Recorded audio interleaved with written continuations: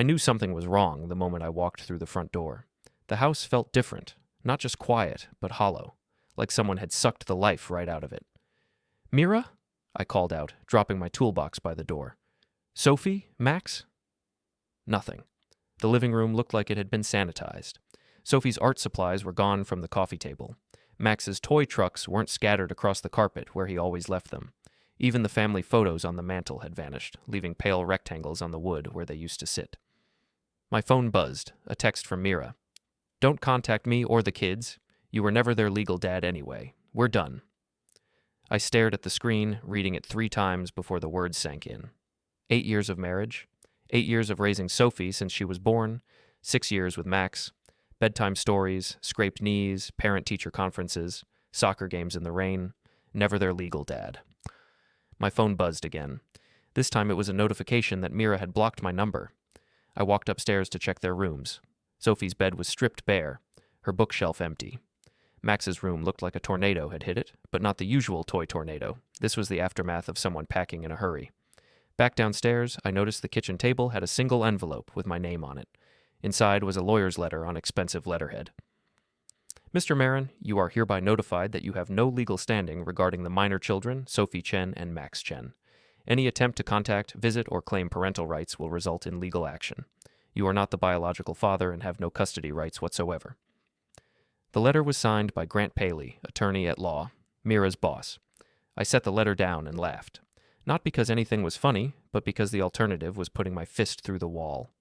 Mira had been working late a lot recently. "Big case," she'd said. "Grant needs me to stay and help with research."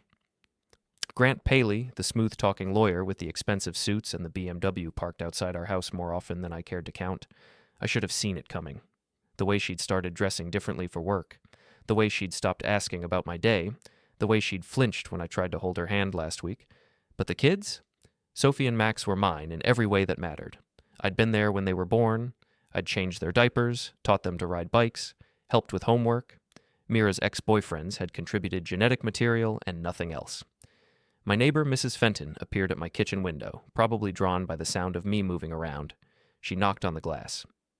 "Keaton, honey, I saw the moving truck earlier. Everything okay?" I opened the back door. Mrs. Fenton was 70-something with steel gray hair and the kind of curiosity that kept the neighborhood gossip mill running at full capacity. "Mira took the kids," I said. Her face scrunched up in confusion. "Took them where?" "Good question." "Well, that's just terrible. Those children adore you." She paused, clearly fishing for more information. "I did see her loading suitcases into that fancy car, the one that lawyer drives. Grant Paley. That's the one. Handsome fellow, but something about him always struck me as slippery, like a used car salesman in a $1,000 suit. Despite everything, that got a genuine smile out of me. That's probably the most accurate description of Grant I've ever heard." Mrs. Fenton patted my arm. "Don't you worry, dear. Those kids know who their real father is, and it isn't some stranger in an expensive car." After she left, I sat at the kitchen table and read Grant's letter again. The legal language was designed to intimidate, but I'd dealt with enough contractors and bureaucrats to recognize a bluff when I saw one. No legal standing. Not the biological father. No custody rights. Maybe that was true. Maybe Mira was right, and 8 years of being a father could be erased with a lawyer's letter and a change of address, or maybe not. I picked up my phone and dialed the county records office. "Records department, this is Janet." "Hi, Janet. This is Keaton Merren. I need certified copies of some documents. Voluntary Parent Acknowledgment forms for Sophie Chen and Max Chen. Also any school enrollment forms listing me as guardian, and medical consent documents filed under my name." "Certainly, Mr. Merren. Do you have the case numbers?" "I can get them. How long for the copies?" "If you come in tomorrow morning, I can have them ready by noon." "Perfect. Thank you." I hung up and looked around the empty house. Mira thought she could erase me with a text message and a lawyer's letter. She thought I'd just disappear quietly, maybe send a birthday card once a year if I was lucky. She was about to learn that construction estimators deal with paperwork for a living. We know which documents matter and which ones are just expensive toilet paper. I opened a beer and sat on the couch, staring at the pale rectangles where our family photos used to hang. Tomorrow, I'd find out exactly how much legal standing I really had. Mira wanted to play hardball? Fine. But she'd picked the wrong game. The county records office smelled like old paper and industrial coffee. Janet turned out to be a pleasant woman in her 50s who treated document requests like sacred missions. "Here you go, Mr. Merren," she said, sliding a manila envelope across the counter. "Voluntary Parent Acknowledgment forms for both children, signed by you and Mira Chen at the time of birth. School enrollment forms from Riverside Elementary listing you as primary guardian. Medical consent forms from Pediatric Associates with your signature authorizing treatment." I opened the envelope and scanned the documents. There it was in black and white, my signature next to Mira's on official state forms acknowledging me as Sophie and Max's legal father. Not biological, but legal. "These are all certified copies?" "Yes, sir. Stamped and sealed. They'll hold up in any court." "Thank you, Janet. You might have just saved my family." Back in my truck, I called Margo Stiles, the only lawyer I knew personally. She'd helped me with a contract dispute 2 years ago and struck me as someone who didn't mess around. "Keaton, good to hear from you. What can I do for you?" I explained the situation while driving home. Margo listened without interrupting, which I appreciated. "Okay," she said when I finished. "The good news is those acknowledgement forms are solid gold. When you signed them, you became the legal father, regardless of biology. The bad news is Grant Paley isn't stupid. He'll try to get around them somehow." "How?" "Emergency relocation. If Mira claims you're a threat to the children, she can petition for immediate custody and permission to move out of state. It's a common tactic in custody disputes." "I've never laid a hand on those kids." "Doesn't matter. The burden of proof is low for emergency orders. She just needs to convince a judge there's potential danger." My phone beeped with a call waiting. The caller ID showed Riverside Elementary. "Margo, I need to take this. It's the kids' school." "Go ahead. Call me back." I switched over. "This is Keaton Merren." "Mr. Merren, this is Principal Kim. I'm calling because there's been some confusion about pickup authorization for Sophie and Max. We received a call this morning from someone claiming to be their legal guardian, but your name is still listed as the primary contact." My grip tightened on the steering wheel. "Who called?" "A Mr. Grant Paley. He said the children would be staying with him and Ms. Chen from now on. But we can't release students to anyone not on the authorized list without proper documentation." "Don't release them to anyone except me until further notice. I'm their legal guardian, and I have the paperwork to prove it." "Understood, Mr. Merren. We'll need to see those documents if you could bring them by today." "I'll be there in 20 minutes." I called Margo back while speeding toward the school. "They're moving fast," she said after I explained. "Get to the school now and make sure your documentation is on file. I'll start preparing an emergency petition of our own."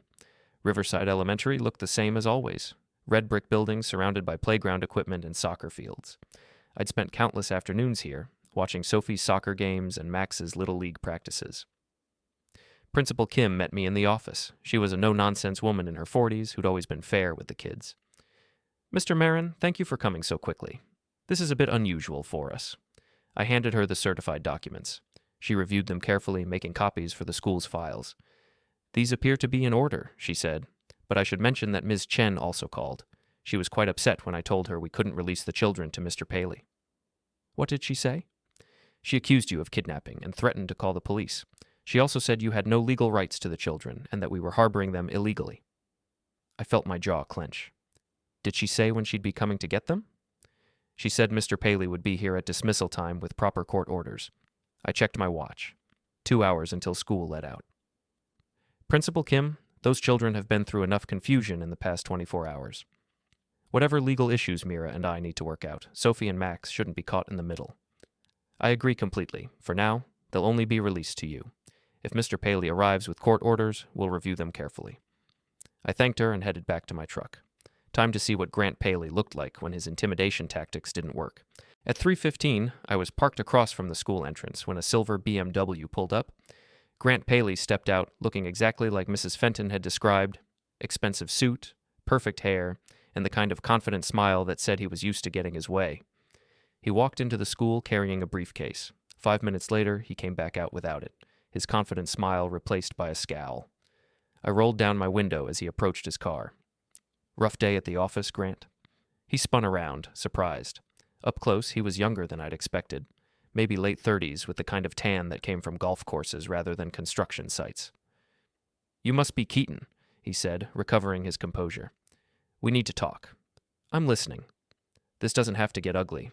Mira's moved on, and frankly, so should you. Those kids need stability, not some confused handyman who thinks he's their father." "Handyman?" I laughed. "I'm a licensed construction estimator with my own business, and according to the state of Maine, I am their father. Biology says otherwise. Good thing the law cares more about paperwork than biology. Grant's smile turned cold. You're making this harder than it needs to be. Mira doesn't want you in their lives anymore. Accept it and move on. Here's what I accept, Grant. You're a lawyer who's sleeping with his employee and trying to steal her kids. That's not exactly the moral high ground. His face flushed red. Those children deserve better than a blue-collar nobody who can't even keep his wife happy. You're probably right, I said. They deserve better than both of us, but they're stuck with me and the law agrees. The school bell rang and kids started streaming out of the building. Sophie appeared first, her backpack bouncing as she looked around for me. When she spotted my truck, her face lit up. Dad! She ran over and climbed into the passenger seat. Mrs. Kim said there was some confusion about pickup today. Nothing we can't handle, sweetheart. Where's your brother? Max emerged from the building a minute later, moving at his usual 6-year-old pace. He waved when he saw me and jogged over. Hey, buddy, I said as he climbed into the back seat. How was school? Good. Tommy's mom asked if you're still coaching soccer this weekend. Wouldn't miss it. I looked back at Grant, who was standing by his BMW with his phone pressed to his ear, probably calling Mira to report that Plan A had failed. Dad, Sophie said, Mom called last night and said we might be moving. Is that true? I started the truck and pulled away from the curb. We'll figure it out, kiddo. Don't worry about grown-up stuff. But in the rearview mirror, I could see Grant still talking on his phone, his face getting redder by the minute. Margo was right. They were moving fast, and this was just the beginning. The process server showed up at my door at 7:30 the next morning, just as I was making breakfast for Sophie and Max. He was a thin guy in his 20s who looked like he'd rather be anywhere else. Keaton Merren? That's me. He handed me a thick envelope. You've been served with an emergency petition for child custody and relocation. You have 48 hours to respond. Sophie looked up from her cereal. Dad, who was that? Just someone delivering paperwork for work, sweetheart. After the kids left for school, I opened the envelope. Grant had been busy. The petition claimed I was emotionally unstable and potentially dangerous to the children. It requested immediate custody transfer to Mira and permission to relocate to Massachusetts, where Grant apparently had family. The supporting documentation was impressive in its creativity. Mira claimed I'd been drinking heavily and had anger management issues. She said the children were afraid of me and had begged to live with her and Grant. It was complete fiction, but it was well-crafted fiction on official letterhead. I called Margo. They're not wasting time, she said after I read her the petition. Emergency hearing is scheduled for tomorrow morning. We need to move fast. What do we need? Character witnesses, documentation of your relationship with the children, school records showing your involvement, and we need to file our own emergency petition claiming parental interference. How strong is their case? Weak on facts, but emergency hearings are unpredictable. Judges err on the side of caution when children are involved. The good news is you have those acknowledgment forms. The bad news is Mira knows the kids better than anyone, and if she coaches them to say they're afraid of you, she wouldn't do that to them. Keaton, she moved in with her boss and tried to erase you from their lives with a text message. Don't underestimate what she's willing to do. After hanging up, I drove to the school to get copies of my volunteer records. Principal Kim was sympathetic but professional. I can provide documentation of your involvement in school activities, she said. Soccer coaching, field trip chaperoning, parent-teacher conferences. But I should warn you, Ms. Chen called again this morning. She's claiming you're harassing the children by picking them up from school. That's ridiculous. I know, but she's threatening to file a complaint with the district. She says the children are traumatized and need space from you. I felt a familiar anger building in my chest. Have you talked to Sophie and Max? Do they seem traumatized? Honestly, they seem confused. Sophie asked me yesterday if you and her mother were getting divorced. Max wanted to know if he'd still see you on weekends. What did you tell them? That grown-ups sometimes have disagreements, but it doesn't change how much their parents love them. That afternoon, I took the kids to their favorite pizza place, hoping for some normalcy. Sophie was quiet, picking at her cheese slice. Dad, are you and Mom getting divorced? I'd been dreading this question. We're having some problems, sweetheart. But whatever happens between your mom and me, it doesn't change anything between us. I'm still your dad, and I always will be. Tommy's parents got divorced last year, Max said through a mouthful of pepperoni. He sees his dad on weekends and Wednesday nights. Is that what's going to happen to us? Sophie asked. I don't know yet, but I promise you'll always be the most important thing in my life, no matter what. Sophie nodded, but I could see the worry in her eyes. These kids had already lost one father figure when Mira's ex left. Now they were facing the possibility of losing another. That evening, after tucking them into bed, I sat in my home office preparing for tomorrow's hearing. Margo had coached me on what to expect, but I felt like I was preparing for battle with a water gun. My phone rang. Unknown number. Hello? Keaton, it's Mira. I hadn't heard her voice in 3 days. It sounded different, harder, more distant. What do you want, Mira? I want to end this before it gets worse. The kids don't need to see their parents fighting in court. Then drop the petition and let's work something out. You know I can't do that. Grant thinks. I don't care what Grant thinks. He's not their father. Neither are you. The words hit like a physical blow. 8 years, Mira. 8 years of midnight feedings and doctor visits and bedtime stories. 8 years of being there when their biological fathers weren't. I'm grateful for everything you did, but things change. I've moved on, and you need to do the same. What about Sophie and Max? Don't they get a say in this? They're children. They'll adjust. Have you asked them what they want? There was a long pause. They want their parents to stop fighting. Then let's stop fighting. Let's work out a custody arrangement that puts them first. It's too late for that. The hearing is tomorrow, and after that, we're moving to Massachusetts. Grant has a job opportunity there. You mean Grant's running away because he can't handle a custody fight. Grant is thinking about what's best for our family. Your family. Mira, those kids have been asking about me every day. Sophie wanted to know if she'd still see me on weekends. Does that sound like a child who wants to move across the country? They'll understand when they're older. No, they won't. They'll understand that their mother chose her boyfriend over their father. You're not their father.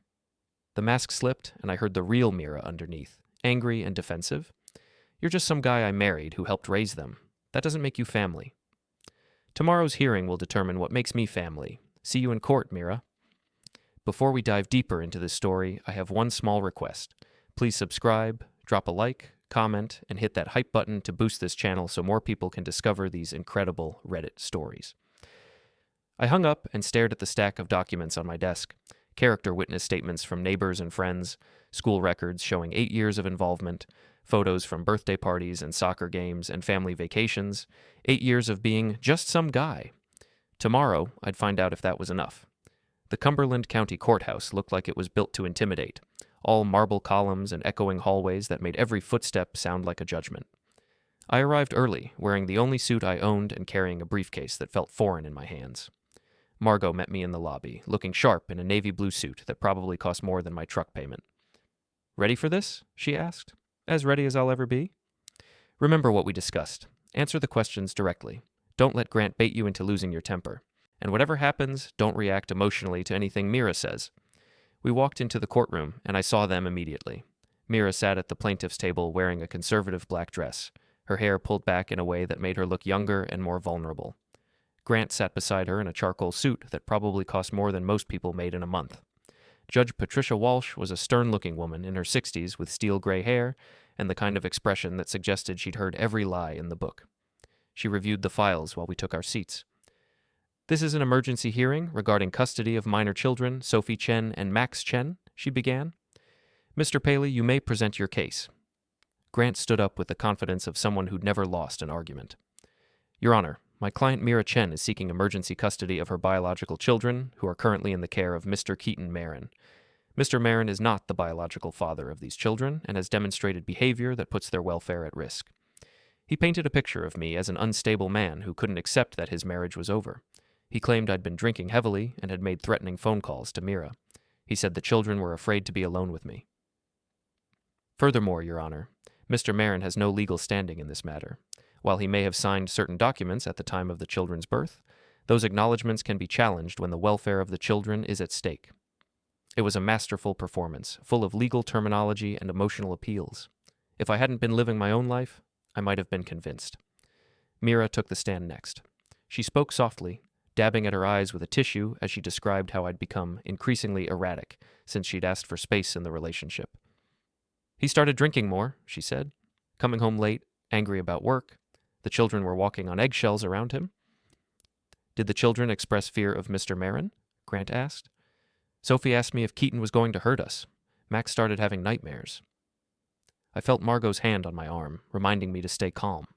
But listening to Mira twist 8 years of family life into a horror story was like watching someone burn down our house with my kids inside. Ms. Chen, Grant continued, in your opinion, what would be best for the children? A fresh start, away from the conflict and tension, somewhere they can feel safe and loved. And where would that be? Massachusetts. Grant has family there, and there are excellent schools. The children would have stability and a positive male role model. When it was our turn, Margo stood up with her own stack of documents. Your Honor, this entire petition is based on fabrications designed to circumvent Mr. Merren's legal parental rights. These rights were established when he signed voluntary acknowledgment forms at the time of both children's births, forms that Ms. Chen also signed, acknowledging him as the legal father. She presented the certified documents, along with 8 years of school records, medical authorizations, and documentation of my involvement in every aspect of the children's lives. Mr. Merren has been the primary father figure for these children since birth. He has coached their sports teams, attended every parent-teacher conference, and has been listed as the emergency contact at their school for 8 years. There is no evidence of instability, substance abuse, or any behavior that would justify removing him from their lives. When I took the stand, Grant tried to rattle me with questions about my drinking habits and my reaction to Mira leaving. But I'd been dealing with hostile contractors and building inspectors for years. I knew how to stay calm under pressure. Mr. Merren, Grant said, isn't it true that you've been calling my client repeatedly despite her request for no contact? I called her once to discuss custody arrangements for the children. And isn't it true that you've been drinking heavily since she moved out? I had a beer with dinner last night. If that's drinking heavily, then half the men in Maine are alcoholics. You're not the biological father of these children, are you? No, I'm not. But I'm their legal father, and more importantly, I'm the only father they've ever known. Don't you think they deserve better than a man their mother no longer wants in their lives? I looked over at Mira, who was staring at the table in front of her. I think they deserve parents who put their needs first, instead of using them as weapons in a custody battle. The hearing lasted 3 hours. When it was over, Judge Walsh said she'd review the evidence and issue a ruling by the end of the day. In the hallway outside the courtroom, Grant approached me while Margo was gathering her files. This isn't over, he said quietly. Even if you win today, we'll appeal. We'll drag this out for years if we have to. Why? I asked. What's in this for you? You could have any woman you want. Why steal someone else's family? His smile was cold. Because I can. Because men like you think you deserve things you haven't earned. Those kids will have opportunities with us they'd never have with you. Like what? Private schools and country clubs? That's not what makes a family. No, but it's what makes a future. And their future is with us. Margo appeared at my elbow. Judge Walsh is ready with her ruling. Back in the courtroom, Judge Walsh looked stern as she reviewed her notes. I've reviewed the evidence presented by both parties, she began. While I understand Ms. Chen's desire to relocate and start fresh, I cannot ignore the documented evidence of Mr. Merren's parental relationship with these children. My heart started pounding. The voluntary acknowledgment forms signed by both parties at the time of the children's births establish clear legal paternity. The school records, medical authorizations, and witness statements demonstrate 8 years of active parenting by Mr. Merren. She looks directly at Mira. Ms. Chen, while you have the right to end your marriage, you cannot unilaterally terminate Mr. Merren's parental rights without clear evidence of unfitness. No such evidence has been presented. Then she looked at Grant. Mr. Paley, the allegations in your petition appear to be unsupported by facts. Emergency custody is reserved for situations involving immediate danger to children, not marital disputes. Finally, she addressed me. Mr. Merren, while I'm granting you continued custody rights, I want to be clear that the children's welfare must come first. Any behavior that puts them at risk will result in immediate review of this decision. Therefore, I'm denying the petition for emergency custody transfer and relocation. I'm ordering temporary joint custody with Mr. Merren retaining primary physical custody pending a full custody hearing. Ms. Chen will have supervised visitation rights. The gavel came down with a sound like thunder. I'd won. For now. The victory felt hollow by the time I picked up Sophie and Max from school. Judge Walsh's ruling had bought us time, but I could see the strain on both kids. Sophie was quieter than usual, and Max kept asking when he'd see his mom again. Can we call her tonight? He asked as we drove home. Of course, buddy. She's still your mom, and she loves you very much. Then why can't we live with her? It was a fair question from a 6-year-old who didn't understand why the adults in his life couldn't figure things out. Sometimes grown-ups need time to work through their problems, I said, but you and Sophie are the most important thing to all of us. That evening, while the kids were on the phone with Mira, I sat in the kitchen reviewing the custody paperwork. The judge had ordered a full hearing in 30 days, which meant Grant and Mira had a month to build a stronger case. My phone rang. It was Rudy Morrison, my old Army buddy who now ran a private security company. "Heard you had some excitement in court today," he said. "Good news travels fast. Bad news travels faster. Word is your ex and her lawyer boyfriend aren't taking this well." "What do you mean?" "I mean Grant Paley's been making calls, asking questions about you. Your business, your finances, your background. He's looking for ammunition." I felt a familiar tightness in my chest. "What kind of questions?" "The kind that suggest he's planning to dig up dirt for the next hearing. You might want to be extra careful for the next few weeks." After hanging up, I checked on Sophie and Max. They were in the living room, Sophie helping Max with his homework while the TV played quietly in the background. Normal kid stuff, but there was an undercurrent of tension that hadn't been there a week ago. "Dad," Sophie said, looking up from Max's math worksheet, "are you and Mom going to get divorced?" "Probably, sweetheart." "Will we still live here?" "As long as I have anything to say about it." She nodded and went back to helping her brother with addition problems. But I could see the wheels turning in her 8-year-old mind, trying to process a situation that most adults would struggle with. The next morning brought a new wrinkle. Principal Kim called while I was having coffee. "Mr. Merren, I need to inform you that we received a complaint yesterday afternoon. Someone called the school district claiming that Sophie and Max are being kept from their mother against their will." "Who called?" The caller identified himself as Grant Paley, representing the children's interests. He's demanding that we allow Ms. Chen to pick up the children from school.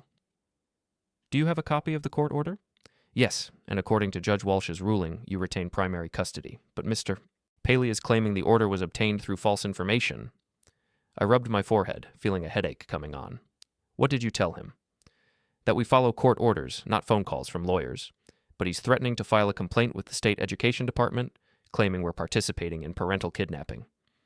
"Principal Kim, I know this is complicated, but those kids have been through enough disruption. Can we keep them out of the middle of this legal mess?" "I'm trying, Mr. Merren, but if Mr. Paley escalates this to the state level, I may not have a choice." After hanging up, I called Margo to warn her about Grant's new tactics. "He's trying to create a paper trail," she explained. "If he can document enough complaints and allegations, he can claim there's a pattern of problems. It's a common strategy in custody battles." "So, what do? We document everything. Every phone call, every interaction, every attempt at intimidation, and we prepare for the possibility that he's going to get creative." She was right about the creative part. Over the next week, Grant launched what could only be described as a harassment campaign. He filed complaints with the school district, the state child welfare office, and even the local police, claiming I was keeping the children from their mother. Each complaint was carefully worded to avoid outright lies while creating maximum disruption. He claimed the children seemed distressed when he saw them at school pickup. He suggested I was isolating them from their mother. He questioned whether my work schedule allowed for proper supervision. None of the complaints went anywhere. The court order was clear, but they created a steady drumbeat of official scrutiny that was wearing on everyone involved. The breaking point came on Friday afternoon. I was picking up Sophie and Max from school when Grant's BMW pulled up behind my truck. He got out and approached us with a camera phone. "Sophie, Max," he called out, "do you miss your mommy?" Both kids froze. Sophie moved closer to me while Max hid behind his sister. "It's okay," Grant continued, still filming. "You can tell me if you want to see your mom. No one's going to be mad." "Stop filming my children," I said, stepping between Grant and the kids. "They're not your children," he replied, "and I have every right to document their condition for the court." "You have no right to harass them." "I'm not harassing anyone. I'm simply asking if they'd like to see their mother, who loves them very much." Sophie looked up at me with confusion and fear in her eyes. This was exactly what I'd been trying to protect them from. Being turned into props in an adult conflict they didn't understand. "Get in the truck," I told the kids quietly. As they climbed into the back seat, Grant continued filming and asking questions. "Sophie, are you happy living with Keaton? Max, do you miss your real family?" I closed the truck door and faced Grant directly. "If you ever approach my children with a camera again, we're going to have a problem." "Is that a threat?" he asked, still filming. "It's a promise." I got in the truck and drove away, watching Grant in the rearview mirror as he made notes on his phone. He'd gotten exactly what he wanted, footage of me looking angry and confrontational with 2 scared kids in the background. That evening, after the kids were in bed, I sat in my office staring at the stack of legal documents that had taken over my life. Custody petitions, court orders, complaint forms, witness statements, all the paperwork required to prove I loved my children. My phone buzzed with a text from an unknown number. "This is just the beginning. Drop the custody fight or things get worse." I stared at the message for a long moment, then deleted it. Grant wanted me to feel helpless and overwhelmed. He wanted me to believe that his money and legal connections made him untouchable. He was about to learn that construction workers know a thing or two about building solid foundations and tearing down structures that aren't built to last. I opened my laptop and started making a list. If Grant wanted to play dirty, I'd show him what dirty really looked like. 2 weeks before the full custody hearing, I put my plan into motion. Grant had made one crucial mistake in his harassment campaign. He'd underestimated what a construction estimator could accomplish with the right motivation and access to public records. It started with a simple property search. Grant's expensive townhouse in the historic district was financed with a mortgage that was underwater by about $50,000. His BMW was leased, not owned. His law practice, while successful, carried significant debt from a recent expansion. More interesting was his employment history.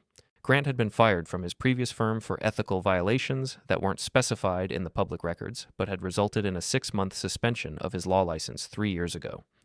I shared this information with Margo, who raised an eyebrow at my research skills. "How did you find all this?"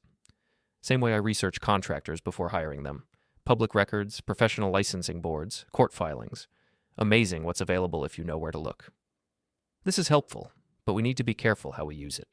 The judge won't appreciate character assassination. I'm not planning to assassinate anyone's character. I'm planning to let Grant do that himself. The opportunity came sooner than expected. Grant had been escalating his intimidation tactics, showing up at the kids' school and following us to soccer practice. He was building a case that I was unstable and potentially dangerous, documenting every interaction with his phone camera. So I gave him something to document. On Saturday morning, I took Sophie and Max to their soccer games at the municipal complex. Grant was there, of course, lurking by the fence with his camera. He'd been showing up at every game, filming the kids, and trying to engage them in conversation when I wasn't looking. This time, I was ready for him. "Sophie, Max," I called out after Sophie's team won their game, "let's go get some ice cream to celebrate." As we walked toward the parking lot, Grant intercepted us with his camera rolling. "Congratulations on the win, Sophie," he said with his practiced smile. "Your mom would have loved to see that goal you scored." Sophie looked uncomfortable, but managed a polite, "Thank you." "You know," Grant continued, "your mom misses you both so much. She talks about you every day." "We miss her too," Max said quietly. "Maybe someday soon you'll get to live with her again. Would you like that?" Both kids looked at me uncertainly. This was the moment I'd been waiting for. "Actually, Grant," I said loudly enough for the other parents to hear, "since you're so interested in the kids' welfare, maybe you can explain why you've been following us around with a camera for 2 weeks. "I'm documenting their condition for the court," he replied, still filming. "Right. And is that why you sent me threatening text messages? For the court?" His confident expression faltered slightly. "I don't know what you're talking about." I pulled out my phone and read the message he'd sent. "This is just the beginning. Drop the custody fight or things get worse." Several parents had stopped to listen. Grant's face was getting red. "That's taken out of context," he said. "What context makes threatening someone's children acceptable?" "I never threatened anyone." "No? Then what did you mean by things get worse? Were you planning to send flowers?" By now, we had an audience of about 15 parents and kids. Grant realized he was being recorded by multiple phones and tried to regain control of the narrative. "Mr. Merren, you're clearly upset about losing your family." "I haven't lost anything," I interrupted. "According to the court, I'm these children's legal father with primary custody. You're just some lawyer who's sleeping with their mother." The crowd murmured. Grant's face went from red to purple. "You have no right to keep those children from their biological family," he said, his voice rising. "Their biological family abandoned them years ago. I'm the only family they've known." "That's not true." "Really? Sophie, who taught you to ride a bike?" "You did, Dad." "Max, who takes you to the doctor when you're sick?" "You do." I looked back at Grant, who was still holding his camera but had stopped filming. "See, Grant, the thing about family is that it's not about biology or money or legal maneuvering. It's about showing up. And for 8 years, I've been showing up while you were nowhere to be found. I wasn't in their lives then because I didn't know Mira. And now you think you can just walk in and take over? That's not how it works." Grant stepped closer, his composure finally cracking. Those kids deserve better than some blue-collar nobody who can't even keep his wife interested.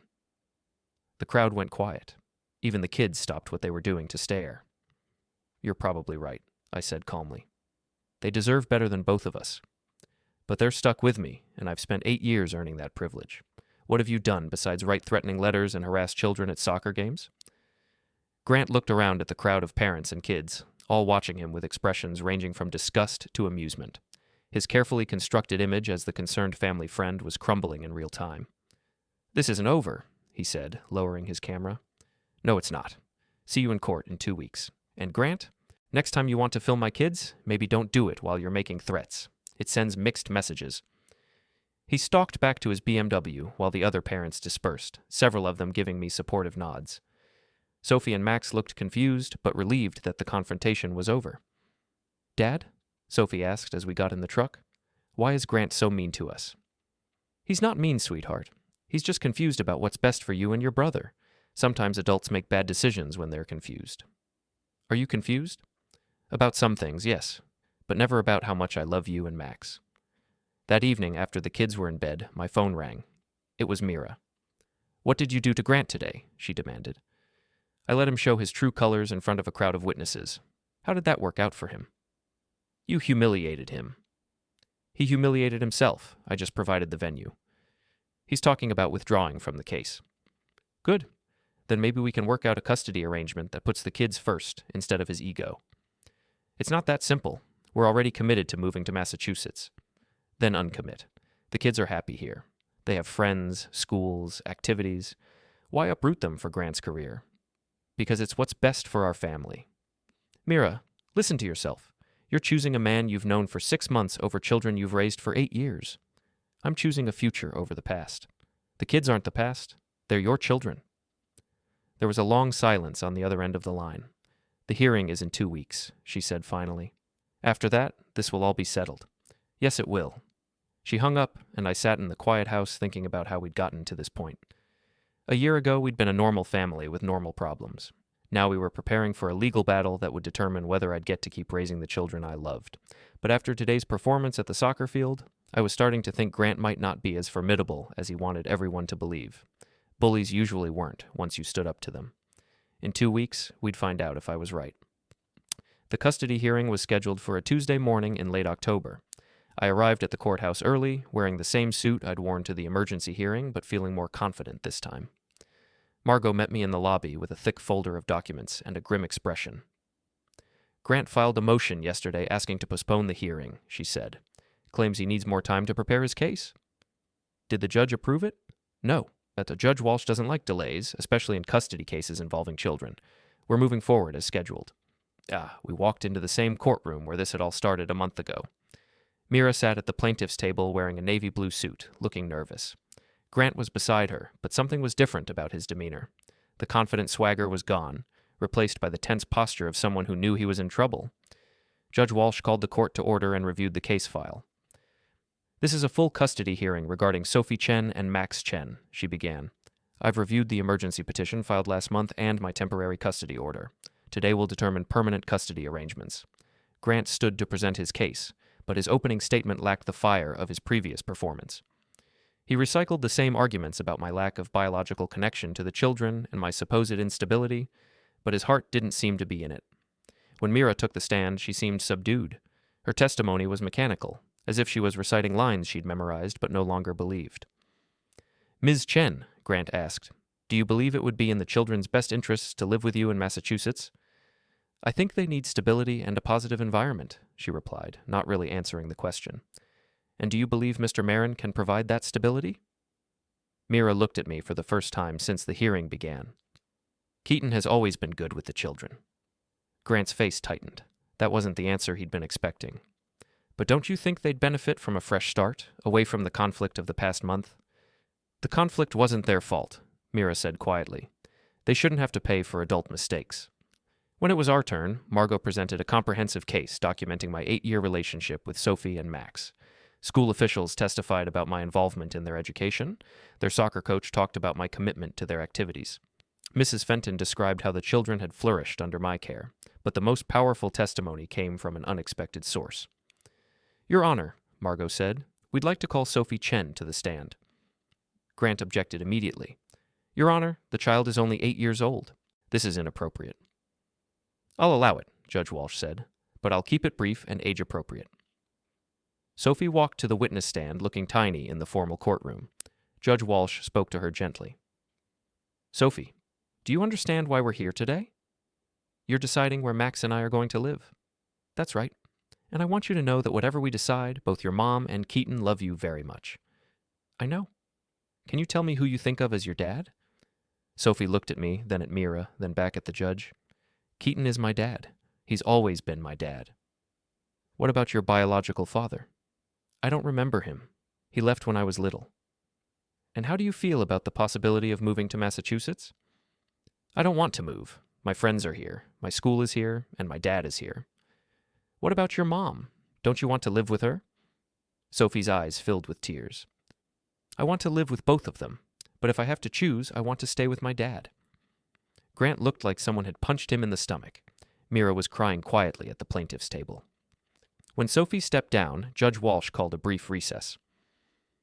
In the hallway, I saw Mira and Grant having an intense, whispered conversation. When we returned to the courtroom, Grant looked defeated. Your Honor, he said, in light of the testimony we've heard today, my client would like to withdraw her petition for custody transfer and relocation. Judge Walsh raised an eyebrow. Ms. Chen, is this your decision? Mira stood up slowly. Yes, Your Honor. I think the children should stay where they're happy. And what about visitation arrangements? We can work something out, Mira said, looking at me. Something that's fair to everyone. Judge Walsh nodded. Very well. I'm granting permanent primary custody to Mr. Merren with liberal visitation rights for Ms. Chen. I'm also ordering family counseling to help everyone adjust to this new arrangement. The gavel came down, and it was over. In the hallway afterward, Mira approached me while Grant sulked by the elevators. I'm sorry, she said quietly.